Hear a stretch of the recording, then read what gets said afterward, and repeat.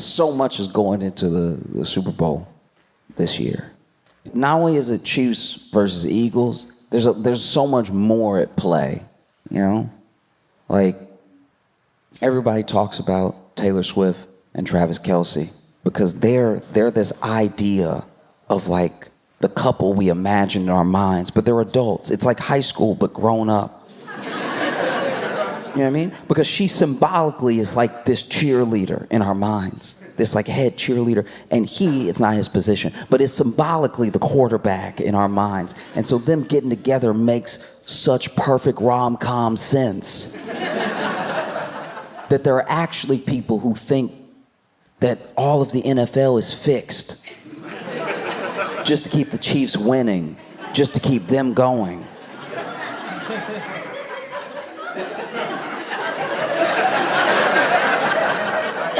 And honestly, you kind of have to give Taylor props. There are people that think she's so powerful. She is single-handedly shifting the course of the NFL. You know? Because this is my thing with it. You know, if it's fixed, why would they be tackling so hard? You don't need to sell it that bad. If most of the teams know they're not going to the Super Bowl, I think you lay off of a couple hits. I don't think anybody's getting CTE as part of a script. I look at Taylor Swift, I look at what they did to Taylor Swift, especially that part of the season when her and Travis Kelce were just starting to date and they cut to her for no reason. And then people got mad that they were cutting to her. They'd be like, why do you keep cutting to Taylor? But Taylor can't control the camera. Taylor was just trying to eat. And then they cut to her, and then she's doing her best to probably not look annoyed, but also she's genuinely having a good time. She's there with her friends. Yeah, touchdown, yeah, right. But then people are like, why do you keep cutting to her? I don't know. This has never happened before. Cameraman's excited too. They might not even mean to cut to her every time. They're just probably like, man, this is a good play, but I wonder what Taylor's up to.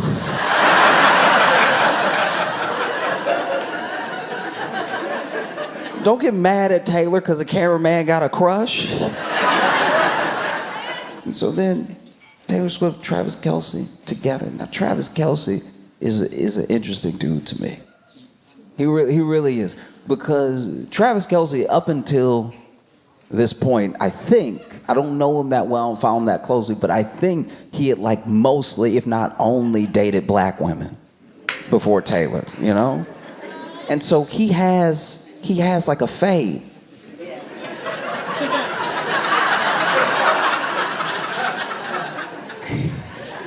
So this dude has a fade, and people were asking him about his fade because he has his platform raised. He was already super popular, but his platform got knocked up a few levels by dating Taylor. There were more eyes on him than ever before. And so then, you know, everyone was asking him about his fade. And then about exactly a year ago, from when I'm speaking right now, they asked him about his fade and what it was like to like invent that look.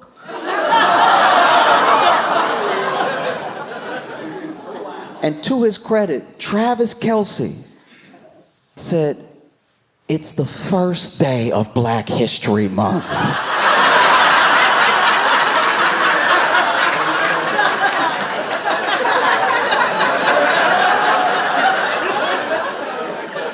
What are you trying to do to me?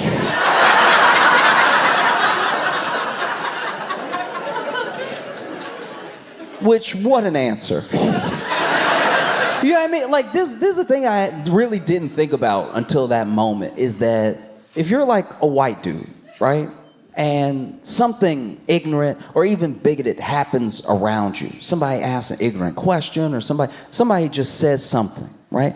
The expectation, if you're a good guy, is to say something immediately, just really stand up and be like, hey, that's not cool, that's not okay, don't do that, right? You know, just really, you can't even give it a second. You have to be like, hey, stop right there, okay? Hey, Listen here, pal, cut it out. Hey, look, buddy, don't go any further, all right? Gosh darn it, that's racist. Don't you dare, not in my house, not. Nah, get a load of this guy. No way, not today, brother, right? That's the expectation, that you're gonna like notice it, you're gonna catch it, and you're gonna jump on it immediately. And if you don't do that, then you must have been with that thing. That's the assumption, right? But then you're also, and I really didn't give some of my white friends enough credit in this position. If you take too much of a stand, that's also suspicious. You know what I mean? You hear, like if something like ignorant happens around you, or an ignorant question gets asked of you, and then you're like, what? No! Racism? Not today!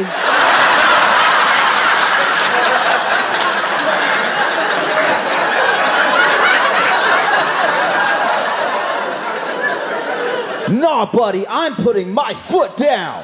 Like, because then people are like, oh, what? Are you hiding something? Why are you so amped up like this? You know? And so to his credit, he's like, guys, look, it's the first day of Black History Month. What are you trying to do to me? All right? I didn't invent that look, okay? I got a barber. He knows how to do the taper. Trim it down in the back, 2 or the 4. But if you want to fade, I know a guy. I know a dude, he's good. You know, he does mine. Travis Kelce's sitting there like, what kind of questions are you asking me? How do y'all not know any black people? You cover the NFL.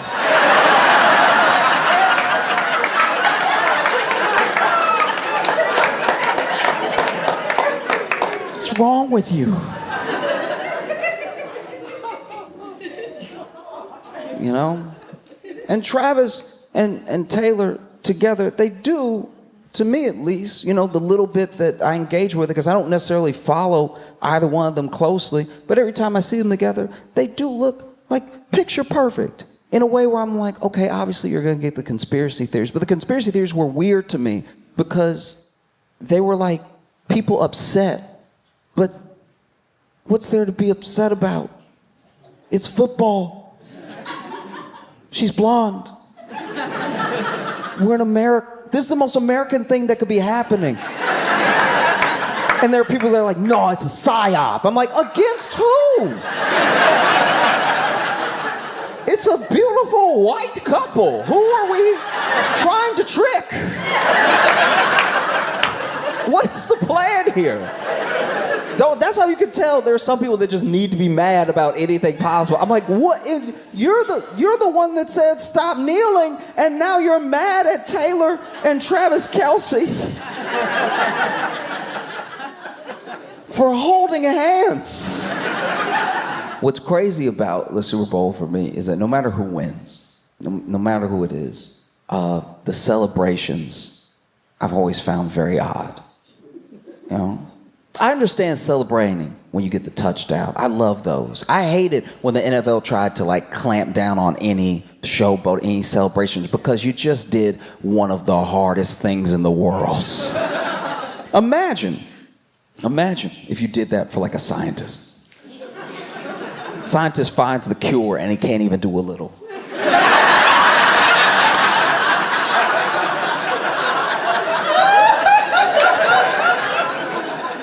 And you're like, Josh, why are you comparing scientists finding cures to players getting a touchdown? I'm telling you right now, they're almost as hard as each other.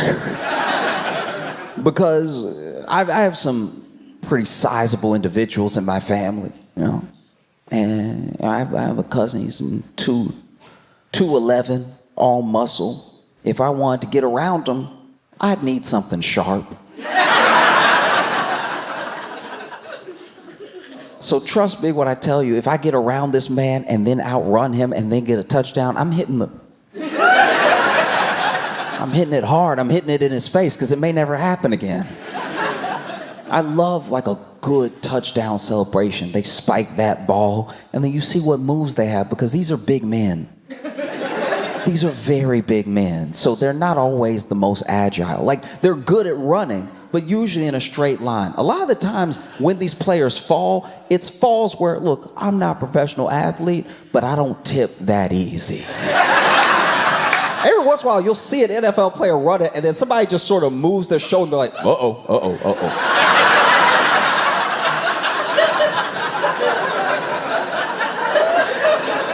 That's my favorite, is when they catch it, and then somebody's too close, and they're like, we going down, all right. No, but when they get in the zone, they've spiked the ball, there's a couple seconds left, and they're allowed to celebrate. This is when you could really do it. And they hit something you didn't even think was possible, you know. Really flowy with it. You know what I mean? They use their hips and stuff. And so, no, that's my favorite. I wish it was even longer. They should get more time to do it, you know? Like, hockey has whole breaks for fights. You could let a guy run in and get on his hands and knees, and then the other guy's like, yeah!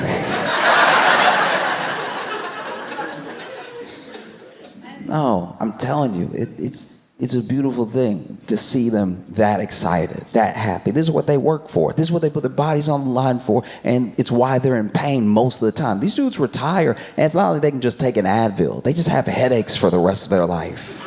And so in this moment, they did what they came to do. They scored, maybe they won. Let them celebrate, you know? Some of the celebrations I don't get, though, like when they win and they have to throw some sort of liquid on the coach.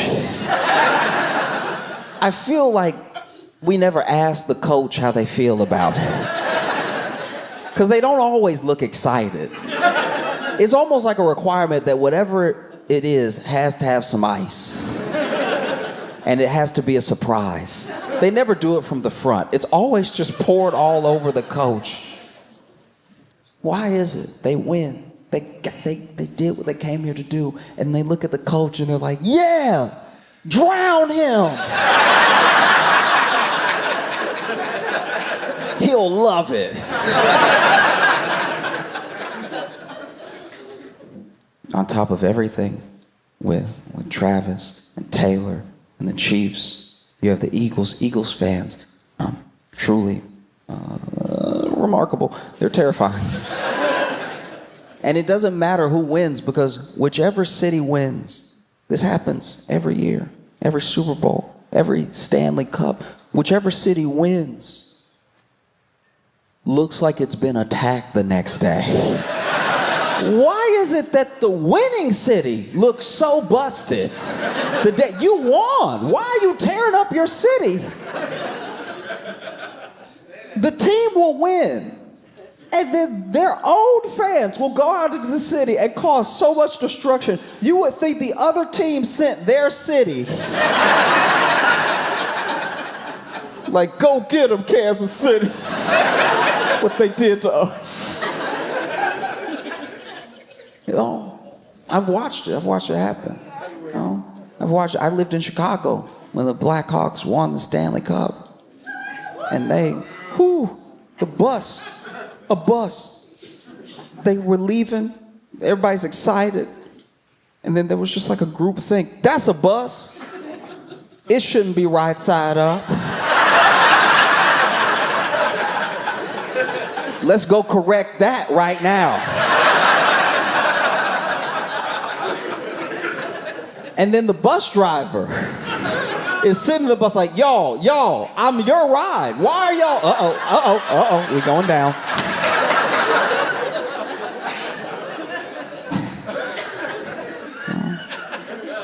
And on top of it all, you have the Super Bowl halftime show performed by Kendrick Lamar.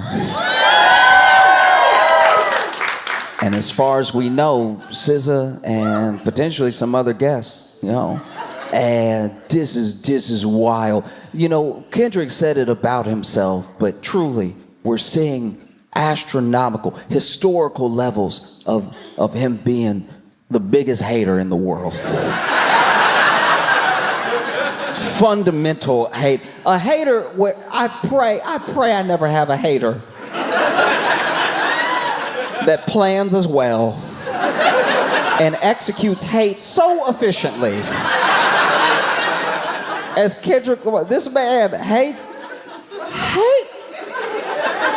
the level of hate. Okay, so if you are not aware, in the beef between Drake and Kendrick Lamar, the first song that you could say maybe even kicked off the whole thing, some people say it was like that, but some people say it was First Person Shooter. And in First Person Shooter, Drake says, big as the what? Big as the what? Big as the Super Bowl. And I guess Kendrick said, challenge accepted.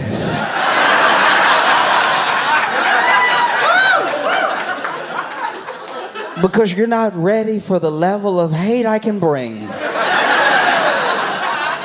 And then there was a whole beef and this whole thing happened. And, you know, Kendrick kind of, I don't know, I guess ruined Drake's life. And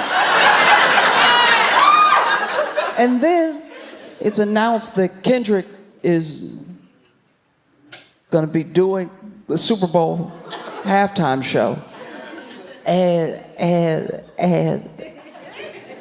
Drake, he started suing. He started suing different parties. He started suing in different ways, different lawsuits claiming different things, some defamation, some were just petitions to get information, claiming that Not Like Us, the song that I'm assuming plays in Drake's head 24/7. You know, that song that they use bots. They must use bots. That's why it's so popular and everything. And then he withdrew one lawsuit and he filed another lawsuit. And it would seem, I'm not Drake and I'm not on his team and I don't know his lawyers, but it would seem that all these lawsuits are to, in some way, hopefully, possibly, stop Kendrick Lamar from performing Not Like Us at the Super Bowl. That is what a lot of people think all of this is about. He just doesn't want him to perform that song at the Super Bowl. And so maybe he thinks that if he causes enough legal trouble and kicks up enough of a fuss, that the NFL will be like, hey, sir,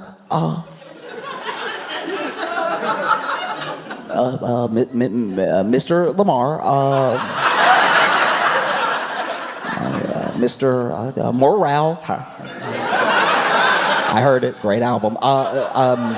If you could not do this one, because we just don't want to be involved in any suits and stuff. I think that's what Drake was hoping. And it appears that has not worked, because then a representative for the NFL came out and said Kendrick can do whatever songs he wants, whatever, it's his halftime show, so let him perform, you know what I mean? And that's got to be rough. that must be rough if you're Drake to hear that, because now all Drake can potentially do is sue sound.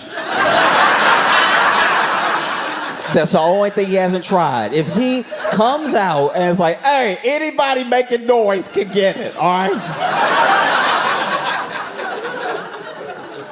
It's the only thing I can think of. You know what I mean? Because it must be terrifying. If you're Drake, to think that Kendrick might perform Not Like Us at the Super Bowl halftime show, one of the most watched events in television, period, might be him doing a song he wrote about you. A song that already, as I'm speaking, has won 3 Grammys. That's gotta be terrifying, to think that he might go out there and perform Not Like Us at the Super Bowl. And the audience knows every word. That would be terrible. That would be, because I would never want to know that. Even if somebody made a song that was devastating about me and my life and it really tore me up and everybody liked it, I wouldn't want to know that they knew it word for word. You know? That's gotta be terrifying to think that Kendrick Lamar might get out there and perform Not Like Us. Might to a loud stadium of fans screaming. You know? Try to strike a chord, and it's probably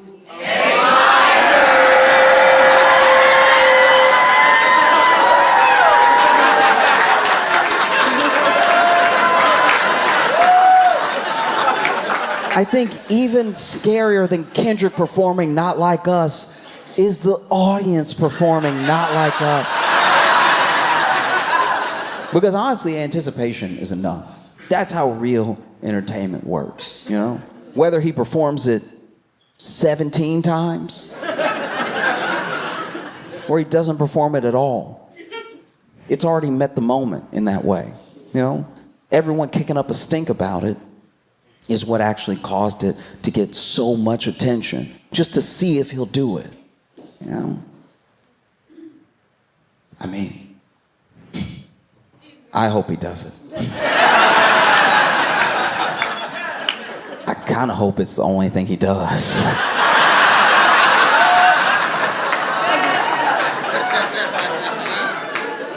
Mainly because the Super Bowl halftime show is you know, recorded and it has all of its own production elements that gets them submitted for the Emmys.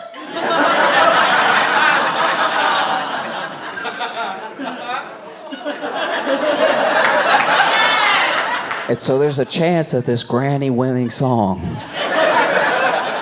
might become an Emmy-winning performance.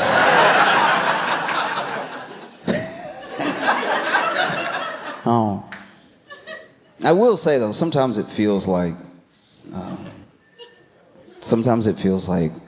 with sports, it's the only time you see so much investment. You see so much come out, like just thrill, agony, all these emotions around a dude's team, around that game, around players and stuff. And I think it's because like sports is one of the few places, maybe even one of the last places, that like a man can express all the aspects of human emotion.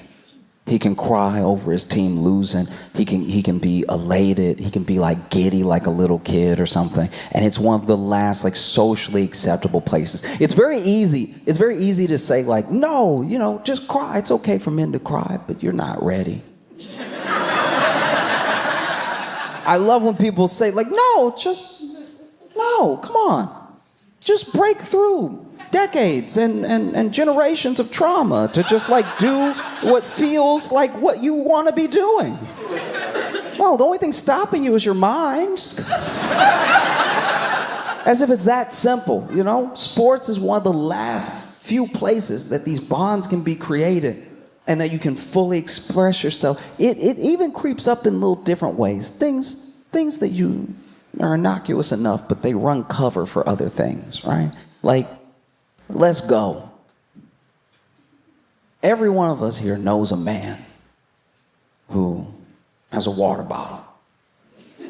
Maybe it's half full, maybe it's a quarter full, but he throws it up in the air. And it flips, and it flips, and it flips, and then if it lands right side up on a flat surface, he will lose his mind. He throws the ball up, it flips, lands right side up. Let's go!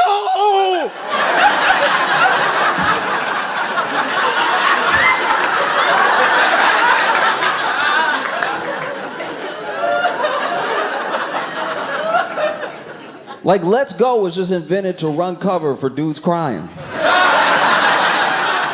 It is. Go! It's the same mouth movement. It's the same shapes.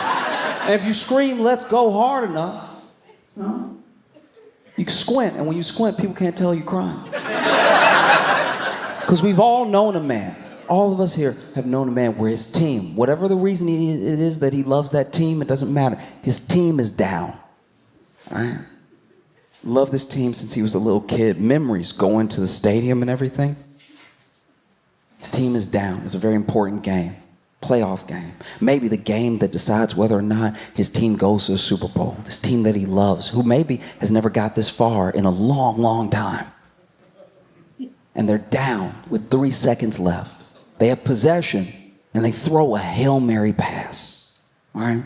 Wide receiver is running for his life as hard as he can. He jumps up in the air, and then by his fingertips, he manages to get control of the ball in the air. He clenches it tight. He lands. Touchdown. Touchdown. The team was behind, and now they're ahead. They've won. There were 3 seconds left. The game is over. And then your friend, who's not on the team,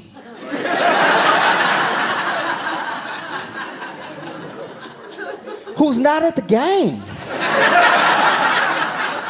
Your friend on his couch pops up in front of the TV. Let's go!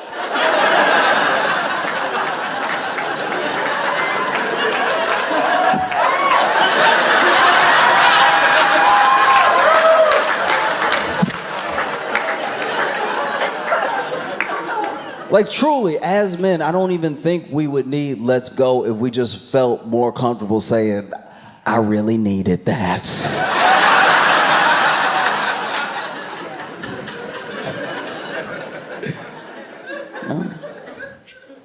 Because I even try now to add more sports analogies in the examples that I make, because I feel like it accesses some people who don't get what I'm saying otherwise. There are people that are truly, we give them a bad rap and everybody makes fun of them and everything, but there are people who are genuinely very, very intelligent. You can tell they're intelligent because they find a game that they love and all the game theory around it and all of the possible combinations of what a play could be go through their head. They can screen a play perfectly, almost like it has the lines that we see on the screen, right? But for them, it's playing out perfectly. They know what's happening next. They know someone's made a mistake as soon as the play starts because they understand the game that much. They just don't ever know why their wife is mad.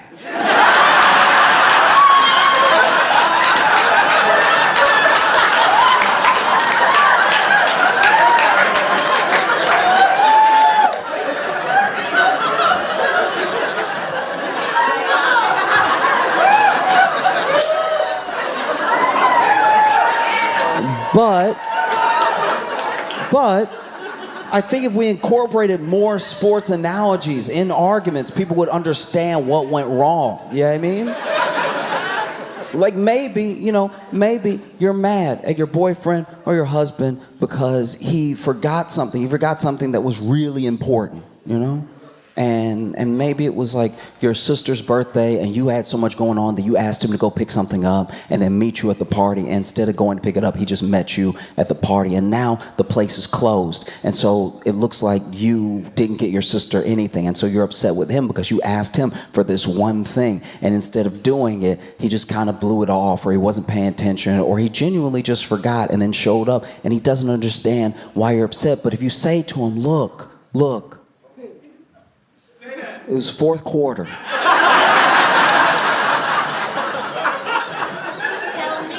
It was fourth quarter, and you're at the 3rd yard line. Like, you're in danger of the other team getting a safety. That's how clutch this is. You only have a few seconds to pass off that ball, right?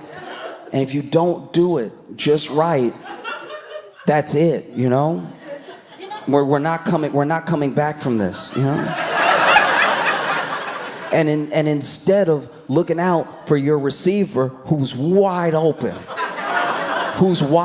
until 5 p.m., like I said, who's wide open.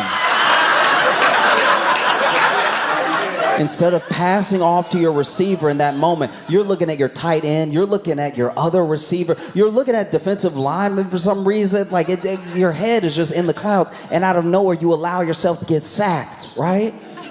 I'm telling you, that husband, that boyfriend, these are good people. He would be like, oh, damn.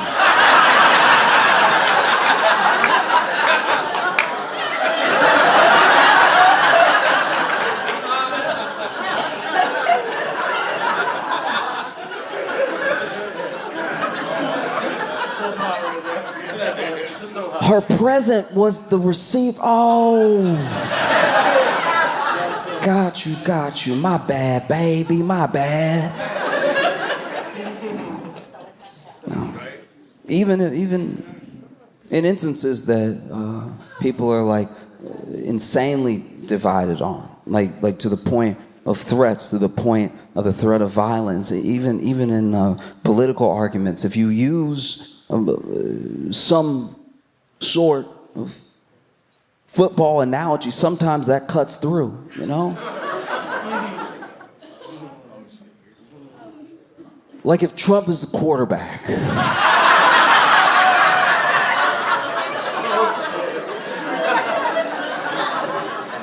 And he hikes the ball, because this is the play that he called. He called this play. This was his play that he wanted. He gets to call the play.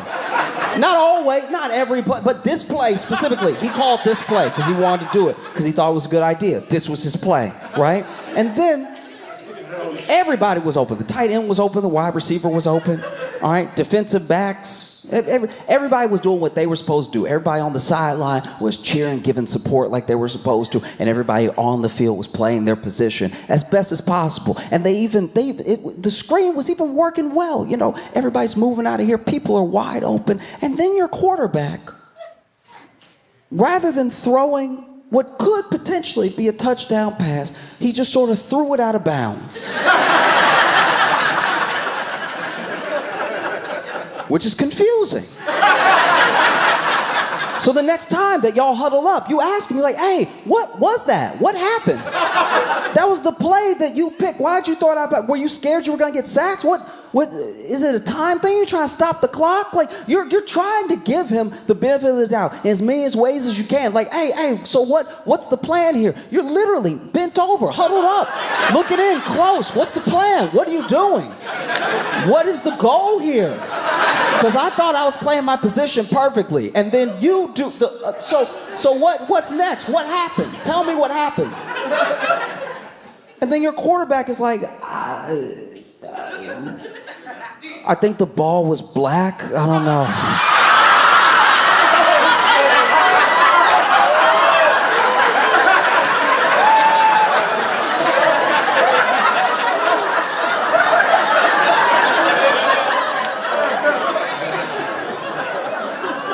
You know? I'm just saying, right?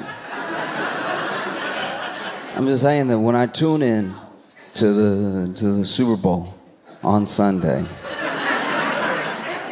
I plan to watch a good game, hopefully a game that makes sense, hopefully a game that is epic enough that it can yield more analogies for my daily life.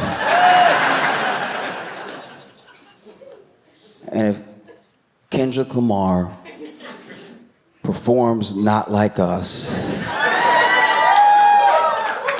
I'd be a liar if I didn't tell you that even though I wasn't on stage and I wasn't at the game, I wouldn't pop up off my couch like, let's go!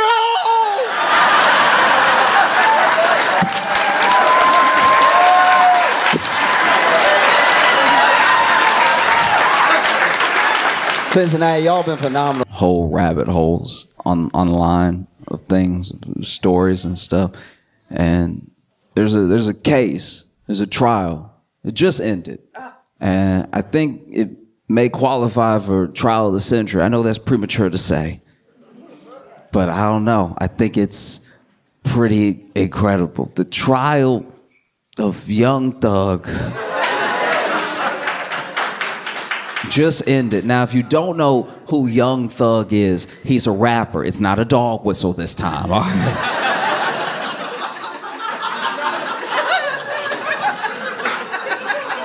Young Thug is a rapper that was on trial in Fulton County in Georgia, right? Basically, the state's case, what they were alleging was that he took all of the money that he made from music and he funneled it through and to a gang called YSL, a gang that he was supposedly the leader of, right?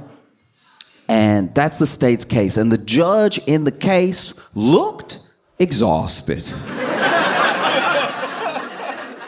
I've never seen a judge act like this before. Every time the court camera cut to her, her head was in her hands. I'm not gonna act like I know the law, okay? My understanding of the law sort of begins and ends with Law and Order SVU, all right? So I know you can sustain, and you can object. I've never heard a judge be like, you can't do that. She said it a lot. And now the prosecution in the case, the prosecutor had given out a lot of plea deals. Ton of plea deals. More plea deals than I thought you could give out. I didn't have a number in my head, but this felt like an egregious amount of plea deals. It just felt like she was going to the hood like, you get a plea deal, you get a plea deal, you get a plea deal, you get a plea. She was basically giving a plea deal to everybody in Georgia but Young Thug, right? And she was giving these plea deals in return for their cooperation, their testimony that she would use to piece by piece paint the bigger picture that the state was alleging that Young Thug's the leader of YSL. Everything they do is by his direction. All his money goes through and to them, right? And the only problem is the prosecutor in this case gave plea deals to some of the least helpful people in human history, all right? I've never seen people less helpful than this. It was astoundingly unhelpful. I was helping my friend move one time. And he and I had to move a pool table. Just us. Downstairs. And our third friend was there at the bottom of the stairs just watching. And even he was more helpful than anyone that the prosecutor gave a plea deal to in this case. At least he could be like, watch your step, something. I'm gonna tell you about some of the testimony. I'm gonna need you to be patient with me because a lot of the dudes testified in this trial are going by their rapper name and they haven't made it yet. So I don't know why it's spelled like that. I don't know how to pronounce it. I'm gonna say he for short, all right? There's one dude that was on the stand, right? And prosecutor asked him a very specific question, very specific reason. She goes, did Young Thug have an issue with Rich Homie Quan bringing his friend to the party, right? Now, Rich Homie Quan is also a rapper who has sadly passed away. But his friend, to the best of my knowledge, allegedly, is a gang member, right? This whole question is to paint Young Thug as a leader of a gang. That's why he would have a problem with a different gang member coming to his party, right? So the prosecutor asked, did Young Thug have an issue with Rich Homie Quan bringing his friend to the party? And then this guy on the stand goes,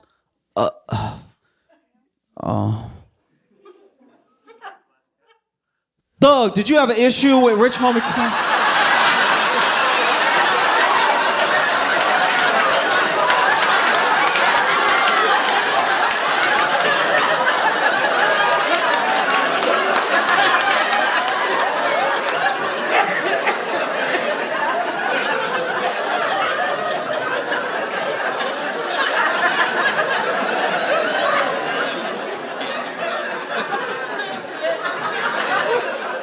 Never in the history of court have I seen someone ask a question by the prosecution and then go, I'll just go to the source.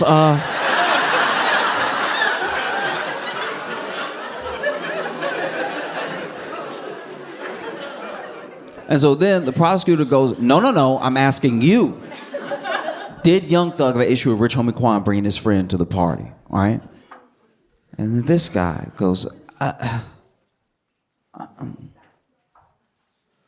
I'm not Young Thug, so I don't know.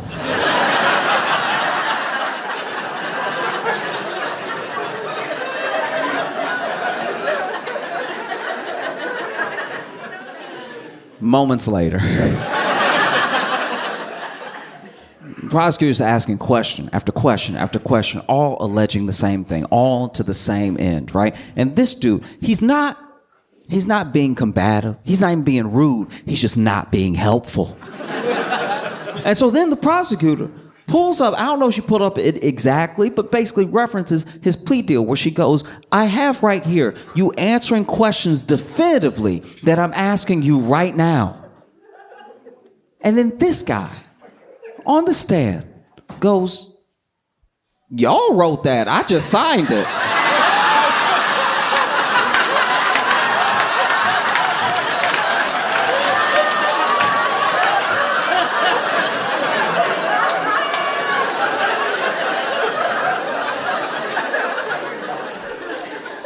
Never in the history of court, at least that I know of,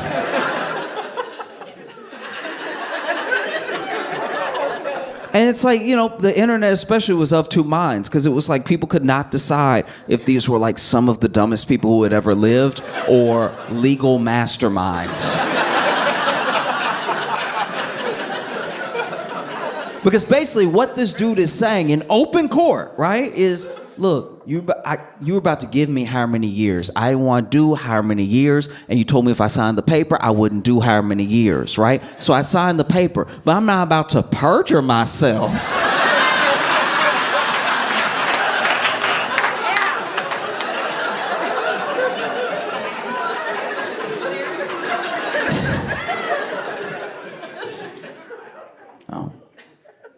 This dude was supposed to be on the stand for 3 hours. 3 days later.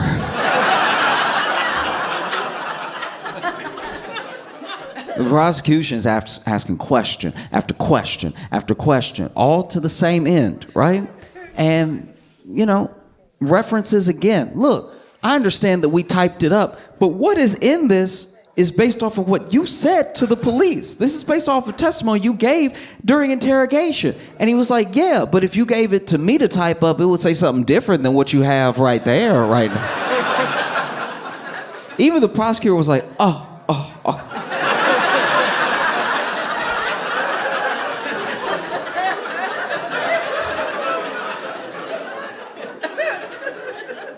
Question after question after question after question. And finally, this dude, he doesn't snap exactly.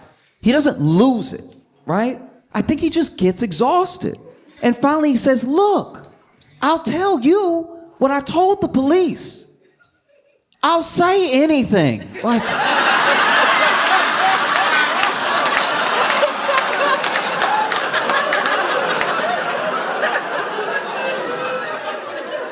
This is a witness for the prosecution.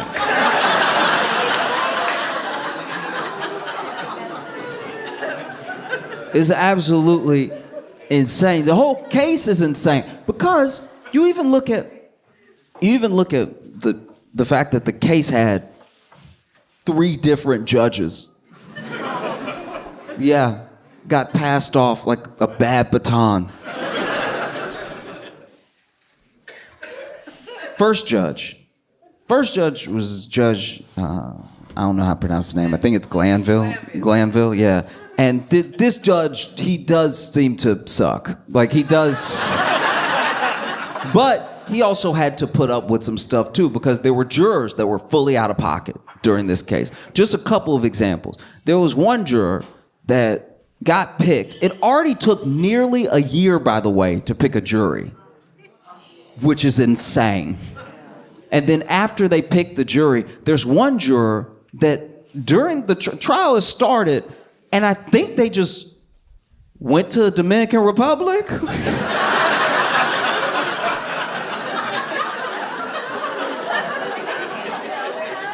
Deputies got sent to their house, were knocking on the door and everything, and then they got back, and they had to appear in court, and the judge was like, you have to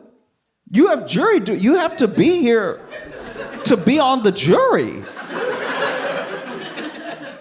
And they were like, every day?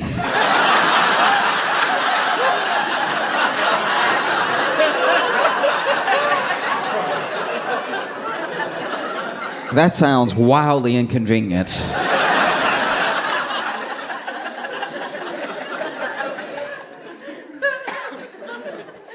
Then the judge was ready to, hold this jury in contempt and was basically giving them an out because this judge in particular loved contempt.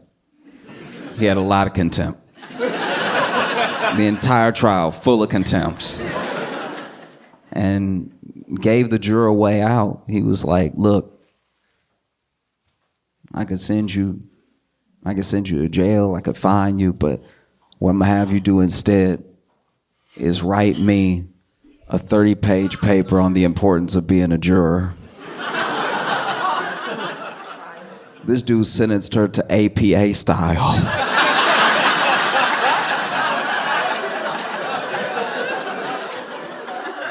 He sentenced her to citing sources.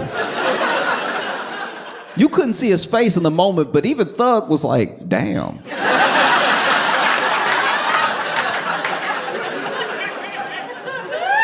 That's cruel and unusual. I've never heard of that before. There was another juror that admittedly, I don't even know what happened with this person, but I know that they got in trouble for for live streaming the case. Which is extra crazy because it was being live streamed.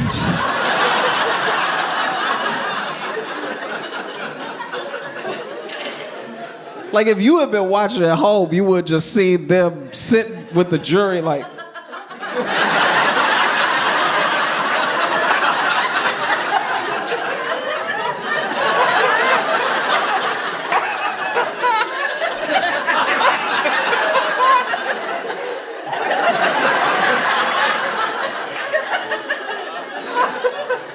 You risk jail time for an extra angle. We are.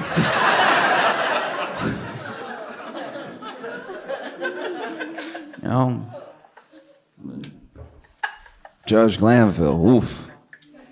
There was a lot of plea deals being given out the entire case, like I said before, and some of the things that were happening was this is me guessing, but there were people that were not being super forthcoming, that they probably didn't necessarily have to be, but they were in some sort of trouble. And so the plea deal was just given just as an extra, it's okay, you can talk, we just need to get this guy, right?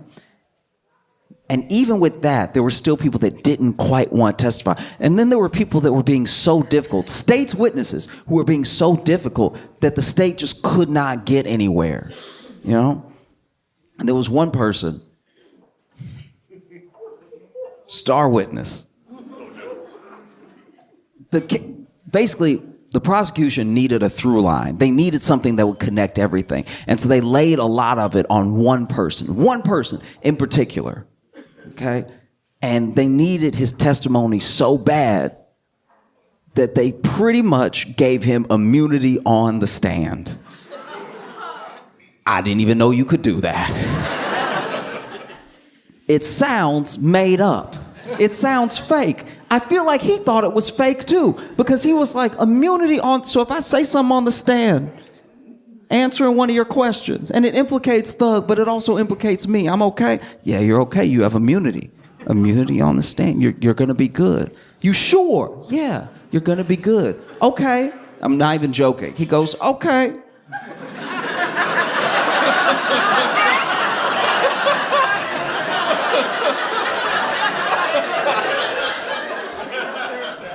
Okay, but what if it's federal?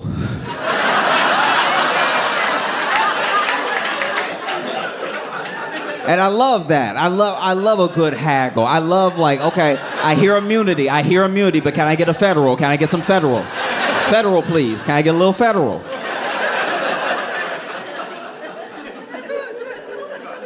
Oh, it's beautiful. This dude gets all the stab, and you can tell he doesn't trust it. You can tell he's like, nah, they're up to something. Doesn't want to answer any questions, but we told you have immunity. All right. Basically compelling this man to testify, dangling immunity in his face. Sits on the stand. First question from a prosecutor. How old are you? And he goes,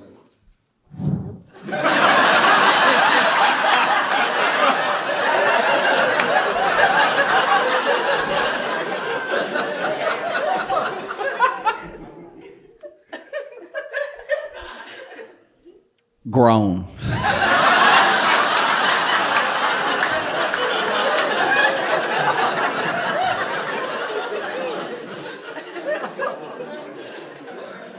And the prosecutor's like, what do you mean by grown? It's like, I'm an adult. Prosecutor is like, okay, seeing as you're an adult, how many years is that? And then he goes, looks over at the judge. I plead the fifth.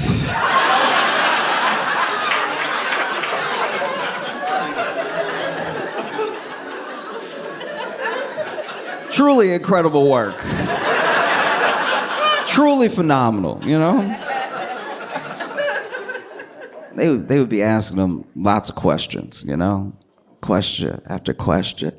And it was getting frustrating for the prosecution. It was getting frustrating for the judge because, look,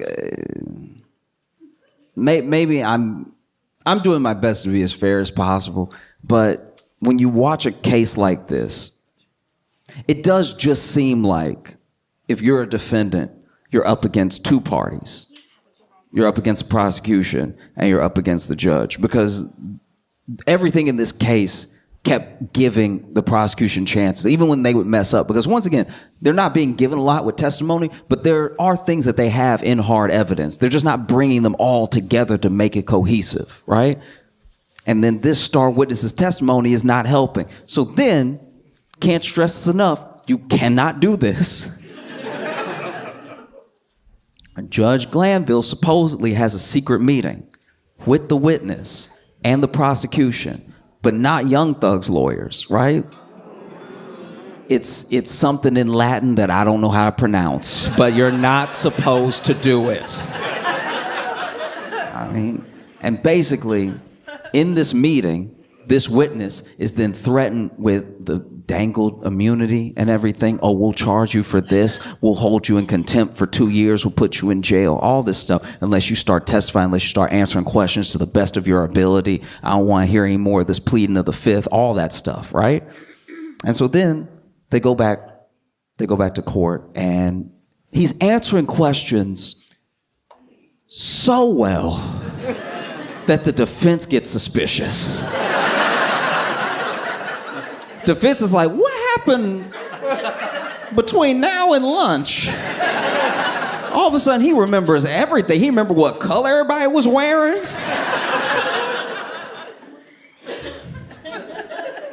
And then it comes to the defense lawyer's attention that there was this secret meeting. And so he addresses it in court, in front of the judge, to the judge. He goes, Your Honor, I've heard some distressing news that there was a secret meeting with you, the prosecution, and the witness. My client and I were not privy to. I don't know what was discussed. You know, this person's acting different now. Like, what is this? And the judge, instead of denying it, instead of being like, that's a horrible accusation, that's not true at all, the judge goes, who told you that?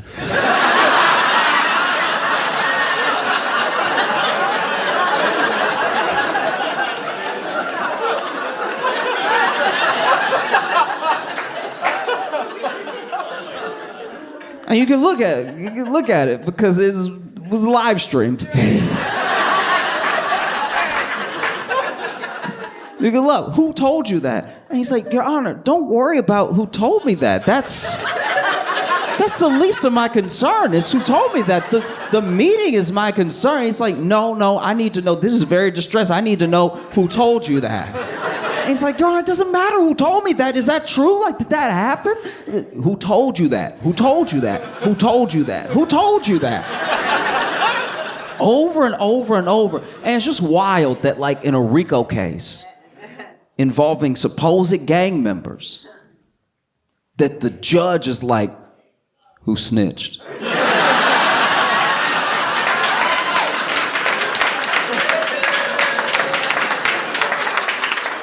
No, for real, who snitched, huh? Like, hey, I need you to come up out them names. Who snitched? Ain't nobody play with, look, I will bust everybody in here right now. Who snitched? And Doug's lawyer is like, no, look, I'm not going to tell you, all right? I'm not going to tell you how I came upon this knowledge. I'm just asking you if this happened. I'm asking you maybe even for a mistrial. Like, how could this happen? He goes, who told you? Who told you? I'm going to give you 5 minutes to tell me who told you. And Doug's lawyer is like, I don't need 5 minutes. I'm not going to tell you. That should be the least of your concern. Like, is this true? And he's like, I'm going to hold you in contempt if you don't tell me. I will put you in jail if you don't tell me. You will go to jail if you do not tell me. It's like, look, I'm not going to tell you. You can put me in jail, but the problem is the meeting. The problem isn't who told me, right? And so then the judge does it. He holds Doug's lawyer in contempt, which is pretty terrifying. You know? This judge is basically going over and over again. Who snitched? Who snitched? I can't stand a snitch. And you know...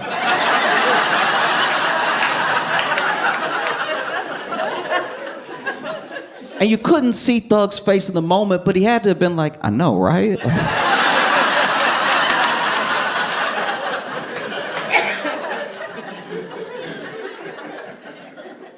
And so then Glanville does it. He holds Thug's lawyer in contempt. And, you know, the Bar Association hears about it. And they show up to back Thug's lawyer up because that's terrifying. It's terrifying if a judge does something, doesn't even bother denying it, and then holds you in contempt for asking. That's a scary court system. You know what I mean? Because that's one of those things. If it can happen to anybody, it can happen to anybody. Like, I know that it's a case involving hip hop, involving like gang culture, whatever. But that particular thing, that could happen to anybody. I promise you. That's very scary. You know. And so the Bar Association shows up to back this dude up, and it looks like his case is going to be heard, and probably the contempt is going to be thrown out. But basically, they tell Glanville, it's like, there's no way you're impartial. If you're trying this hard, there's no way you're willing to just let the facts play out. And so Glanville has to recuse himself from the case. And one of the things about recusing yourself, it doesn't undo damage. The case just goes on, you know? So there's still this like contempt hanging over Thug's lawyer's head and stuff. And then they move on to the next judge. And the next judge was the judge for a day.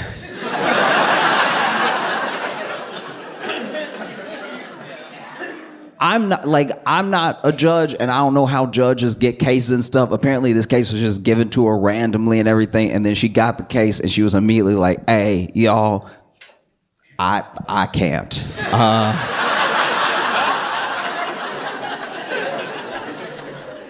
And so many people were like, why? What's the problem? Don't worry about me. I can't right now. And so then the case goes to the third judge. You know, the judge just, that judge. The case goes to her and she does her best. But it's very difficult. It's very difficult because there are things happening in the case that should just never happen. They actually had an officer come in who was, I guess you could almost call him a specialist in RICO cases through his police work, right?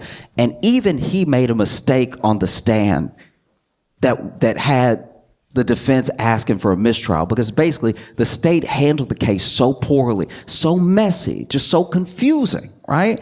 That the defense would be asking for a mistrial consistently. They were asking for a mistrial the way that you act when you got 2 cards left in Uno.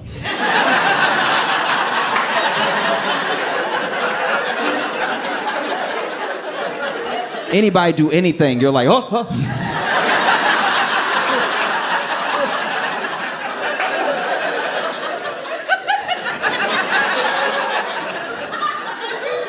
Defense would call for a mistrial non-stop. That's a mistrial right there, Your Honor. He just sneezed. That's a mistrial. He gonna get everybody sick. Because this witness on the stand, you know, his testimony, I'm pretty sure, had to be thrown out because even though he's an expert in RICO and everything, two things were revealed that were pretty distressing. One, it's a RICO case, so they're trying to get everybody on everybody's crimes, but they never bothered to really look at the financial records of Thug. Which is pretty insane if you're telling me that all the money he makes, he runs through and to a gang. And you didn't bother to check a Chase statement or anything? That's wild. And then, while this officer is giving testimony, he makes a mistake that obviously wouldn't be called out by the prosecution, but does not get called immediately. And then the defense hears it, and then they're like, this is crazy, we can't allow it. Basically, he references past convictions as part of a testimony to what this person would have done in this case. And you can't do that. You got to judge it by the merits of the evidence you have in front of you about what happened right now, right? And at one point, the judge loses it. She storms out. The judge goes, I can't take it anymore.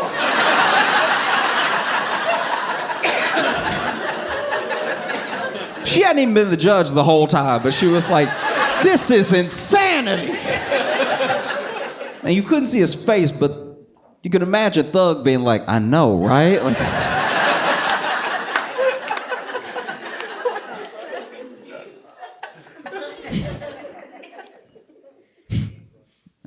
and so she almost grants a mistrial. There's a mistrial with prejudice and mistrial without prejudice. Mistrial with prejudice is basically don't even bring it up again. Mistrial without prejudice is like, okay, you didn't make the best case, or something happened, or a bunch of jurors went to the Dominican Republic, so like, we can try it again later. And so, the judge at one point has had it with the prosecution and is giving like a full-on. You just so rarely hear people talk to like this on a live stream that aren't on a Zoom call at home. Like this, she was just like, she was looking at the prosecution and she was at her wit's end, and she was like, I don't know what to say to you. Like, I don't know, with the years of experience that you have, I don't know if you were willfully trying this case as badly as possible, or if you were just so unorganized that you can't seem to string a coherent thought together on how two things are related. And we've heard testimony. There are people that don't show up. We're leaving at 4:25. Like, what is happening? And the whole time, prosecution is like, oh. You ever just take your talking to because you're like, yeah, it's pretty bad. Yeah, and you're like the prosecutor had the same nod that dudes have on the street when they getting yelled at on Valentine's Day. It's just like, just go ahead and nod. Accept that you've messed up. It was so bad. And it'd be thing after thing after thing, whether it was jurors, whether it was judges, whether it was just wild testimony. There were people so uncooperative, right? Like, there was one point where they showed this guy a picture, right? And it's a picture of him and Thug and two other people. Apparently with the person, I don't know, I didn't see the picture, but apparently with the person who was murdered, right? Because that's one of the charges. There's drug trafficking, there's like gun running, there's all this stuff, but there's also a murder, right? And when it comes to the murder, that's one of the big ones, because they're alleging that Thug paid for the getaway car, right? And so once again, not checking his financial record seems like an oversight.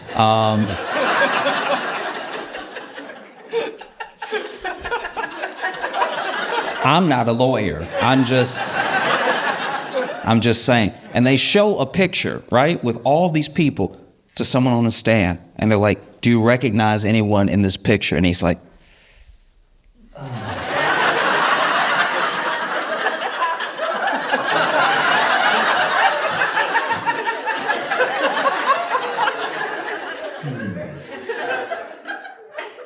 I see me.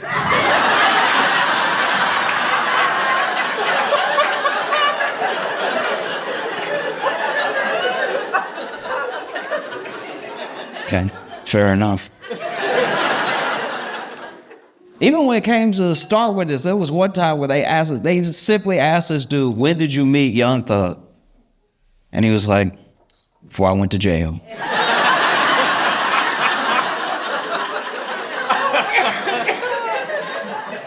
And just for the sake of clarity, the prosecutor tried to clarify, which time before you went to jail? And he just goes, "You right."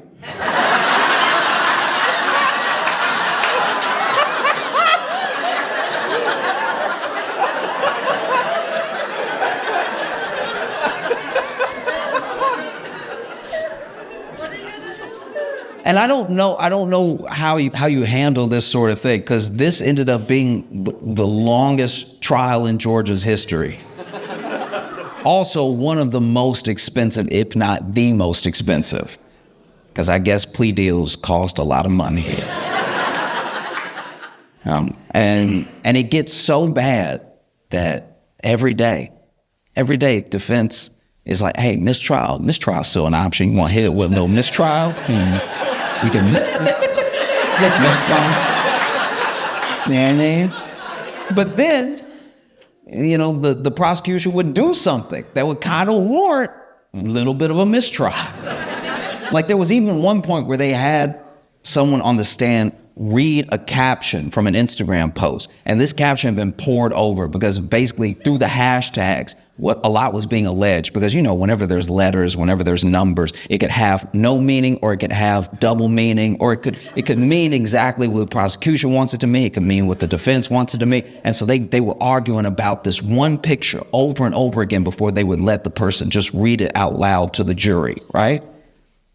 Because then I don't know if it's a gang, and I don't know if that was what the prosecution was alleging, but there was one point where the prosecutor was asking someone on the stand about a series of numbers, right? And a lot of people will sort of rep their area code. That's just a common thing throughout America, right? Exactly.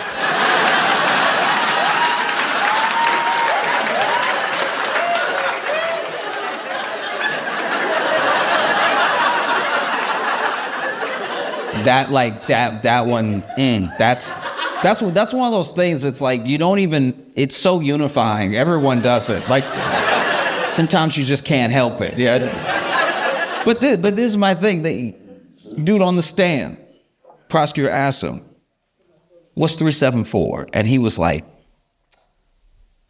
"Numbers."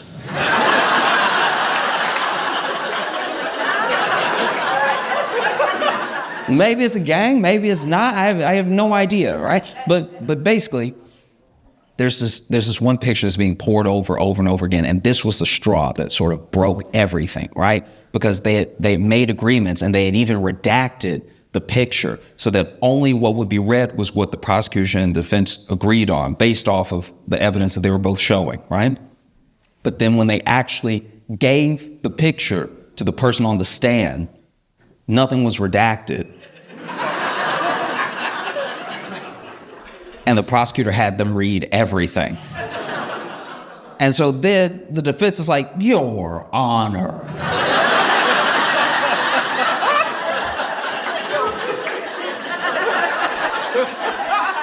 I've never heard a lawyer have to like go "Your Honor," kind of like, "Mom," like.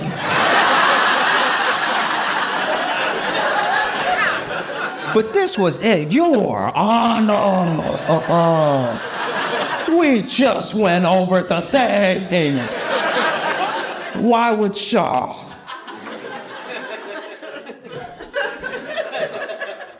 And sure enough, judge agreed. Judge was like, "Look, I gotta do something else with my life too. Like it's just,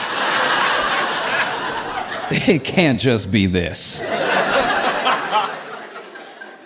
And the judge said an interesting thing, and like I said, I know a little bit about the law, most of it, what not to do from this case. But the judge says something where she's like, I'm basically trying to salvage something here because I don't want an entire jury's 11 months to be wasted. I don't want, which to me is a little weird. Their time's already been wasted. Like, this is about seeing if someone did or didn't do something, you know? And so that statement was said, but then, judge turns to the defense and goes, I'm not gonna grant you a mistrial with prejudice, but would you like a mistrial without prejudice? And defense was like, yup.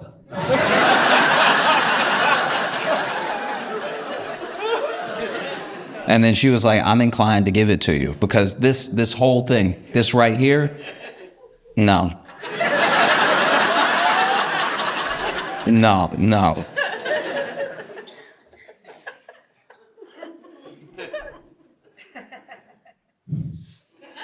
And so then, they get to plea dealing a bunch of people day after day after day. And then they actually go to Thug and they're like, look, you're facing like 25, 40 years for all the things that we are alleging, right? But we'll give you probation, right? We'll give you probation if you just admit that you are the leader of YSL, a gang where you take all the money and you funnel it through into the gang and everything they do is at your direction. Like if you'll just say that probation, you'll be good to go, right? And then Thug says, no, I'm not just gonna accept. You came to me to make your case for you. You know what I mean? No. And that's a very, I don't know, to me, that's a very, brave thing. I don't even fully understand all of the conditions around the sentence that he actually got, but that was what he was initially presented with. And he said no. And then the state said, okay, we're gonna make sure that you do 25 years. And that doesn't sit right with me. And it obviously didn't sit right with his defense attorney. His defense attorney brought it up when the judge was about to make a decision. Basically, he says, Your Honor, the state came to us and they said he could do probation if he signs this piece of paper, or he could do 25 years if he doesn't. And I'm just kind of curious why the state would allow someone that they're so sure is a racketeering, drug peddling murderer to go free with probation if they're sure, right? And that he'll do 25 years if he doesn't say what they're so sure of. And the judge was like, good point.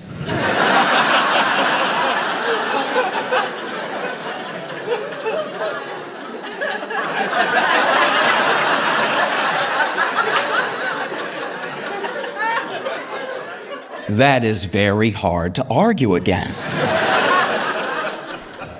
And then the judge granted Thug probation and, went home. And there are some people that are like, man, if he could have just stuck it out a little bit longer, seen the trial to its end, there's no way he would have been convicted. The defense was ruining the state, just at every turn. And it was mostly the state tripping over themselves, right? And I get it, though. That dude sat in jail without bond. Dude was in jail for 2 years. He was in jail for a year while they picked the jury. He was in jail the entire trial, And every once in a while, don't get me wrong, every once in a while, Thug would also laugh. Because, he was facing a lot of time, but every once in a while, he'd also be like, how did we get here? This seems... Far be it for me to say, I'm just a rapper, but as far as the law goes...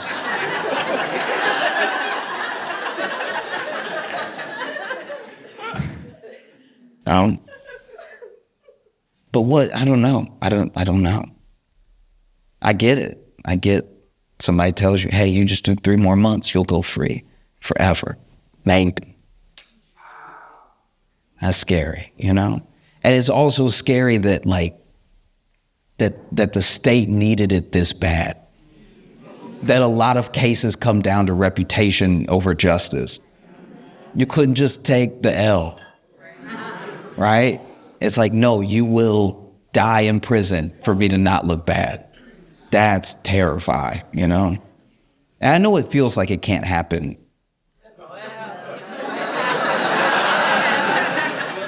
Yeah, I mean, like I don't rap, but I could see myself in a bad situation. You know, because it kind of begs the question, you know, did this person get away with a bunch of stuff, or did the state just jam someone up for 2 years? You know, thanks.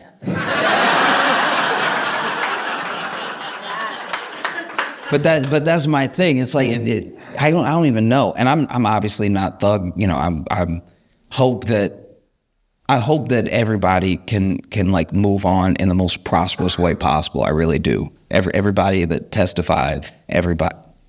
I wish the best for everyone. I really do. I just can't seem to think. There's a level of peace you have to attain that I don't know if I have. Because if someone accused me of being this like drug running, you know, murderer, this horrible person, like this that did all these things, and they were willing to put me in jail forever with a bad case that they didn't have enough evidence for. And then they were just like, you can go if you just sign it.